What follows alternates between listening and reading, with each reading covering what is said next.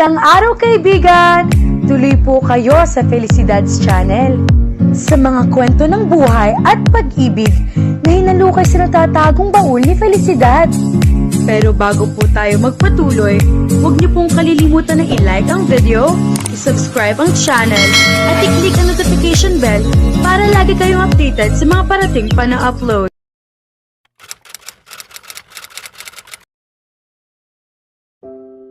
Titig na titig si Odie sa hawak na poster kung saan ang larawan ay ang tila family picture ni Nagardo, Snooki at ang kambal na Tom at Jerry habang suot ang family collection ng tea house. Sa ibabang bahagi ng poster ay nakasulat ang mga detalye tungkol sa nalalapit niyang fashion show. Taz, ang ganda nito. Ang galing ni Brandon ha? Edset, sagot lang ni Tasmania habang hinahalik-halikan nito ang batok niya, pababa sa liig niya, hanggang sa mga braso niya. Kung halikan siya nito ay para siyang putahe na tinitikman-tikman at ninanamnam nito. Napabuntong hininga si Odie. Sinasabi na nga ba niya at may masamang plano sa kanya si Taz, kaya niyaya siya nitong manood ng movie kahit inaantok siya kanina. Naroon sila sa unit nito, kasama ang kambal na pinabantayan ni Nagardo at Snooki sa kanila dahil ipapacheck up ng mag-asawa si Minnie. Nilaro nila sina Tom at Jerry kanina, kaya napagod ang dalawa at ngayon ay tulog na. Ang akala niya ay napagod din si Taz. Kaya nagulat siya nang magyaya pa itong mag-movie at kanduin siya para raw hindi na siya makawala. Nabore siya sa pinapanood na action film nito. Mabuti na lang at nakita niya ang ipinadalang sampol ng promotional poster ni Brandon kay Taz. Kinagat ni Taz ang balikat ni Odie. Aray, kunwari ay daing ni Odie, kahit gustong-gusto niya ang ginagawa ni Taz sa kanya. Nakikinig ka ba sa akin? Oo, baby. Pero pumaloob naman ang mga kamay nito sa loob ng damit ni Odie. Hinimas-himas ang tiyan niya hanggang sa ilalim ng suot niyang lace bra. Bumigat ang paghinga ni Odie. Kayang-kaya talagang pag-initin ni Taz ang katawan niya nang wala itong ibang ginagawa kundi ang hawakan siya. Sa pagkilos ni Odie ay napaungol ang binata. At iyon ay dahil nabunggo ng balakang niya ang kahandaan nito. Nilingon ni Odie si Taz at pinanlakihan ito ng mga mata. Paano ka nagkakaganyan kahit kasama natin ang mga bata? Umiti ng pilyo si Taz. Tulog pa naman ang kambal, baby. Pwede pa. Pinisil niya ang pisngi ni Taz na ikinareklamo nito. Parati ka na lang may masamang balak sa akin. Bumili ka muna ng proteksyon. May isang kahon na ako ng Durex sa banyo, kaya. Napatili na lang si Odie nang kumilos si Taz at bago pa niya namalayan, nakahiga na siya sa sofa at nakakubabaw ang binata sa kanya habang inaatake ng halik, kagat at pagdila ang liig at kolarbon niya. Napaungol na lang siya. Sigurado siyang may mangyayari na sa kanila ni Taz dahil sa tindi ng ginagawa nito sa katawan niya, kung hindi lang siguro umiyak sina Tom at Jerry. Napaungol si Taz sa reklamo at pagkabitin dahil tinulak ito ni Odie para tumayo. Mga munting demonyo. Natawa lang si Odie.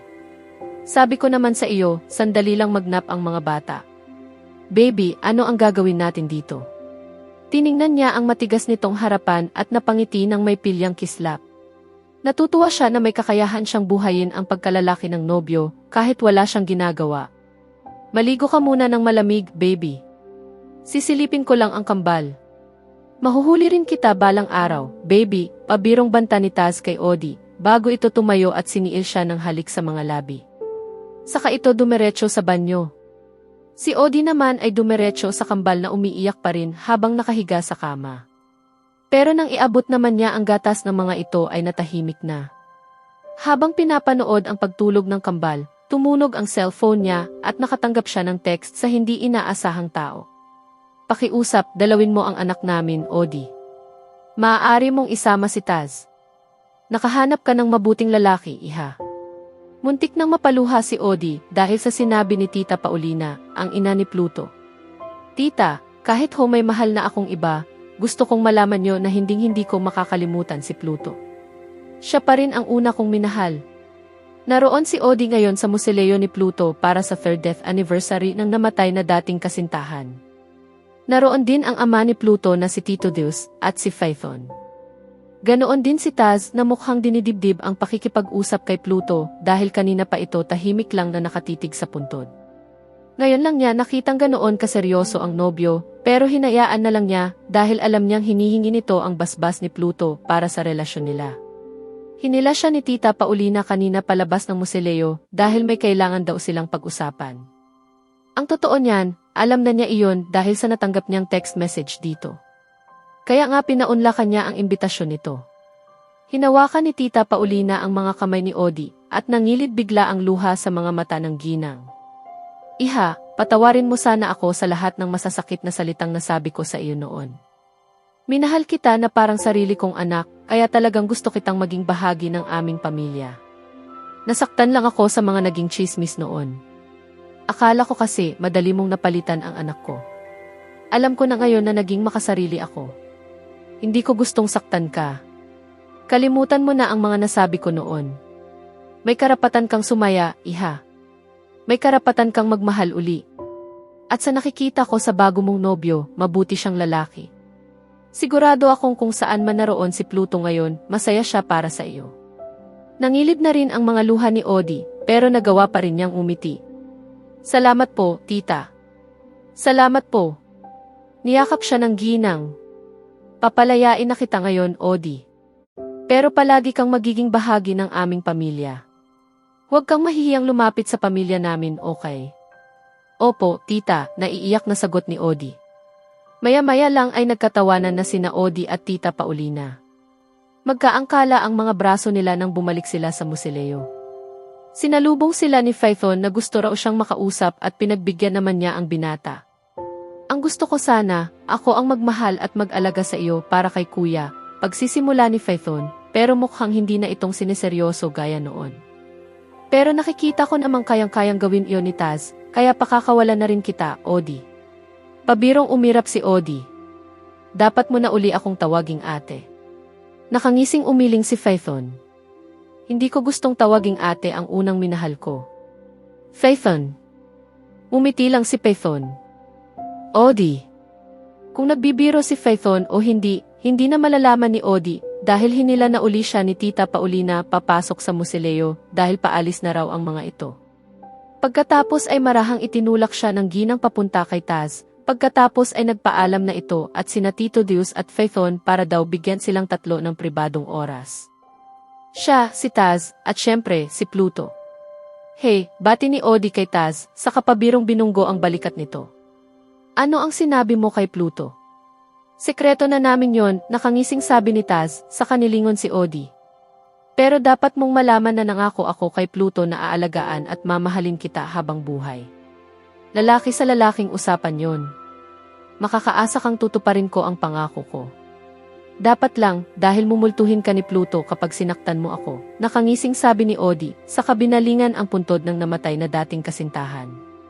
Diba, Pluto? Tinawanan lang iyon ni Taz, saka siya inakbayan.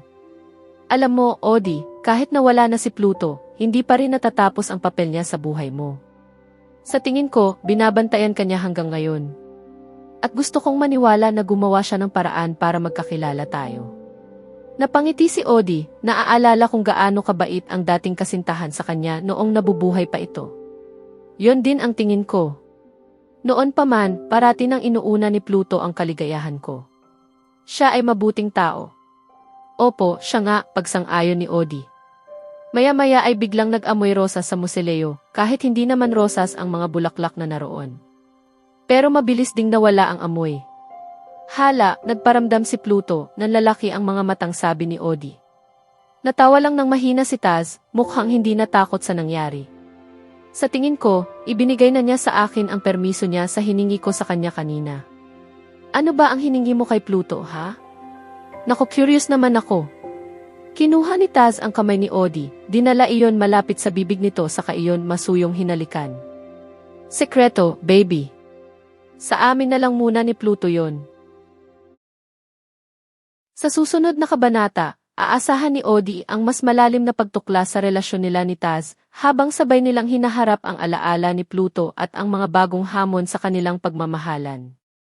Magkakaroon din ng mas maraming kapanapanabik at nakakakilig na sandali habang unti-unti nilang pinapalakas ang tiwala at koneksyon sa isa't isa. Kaya abangan natin,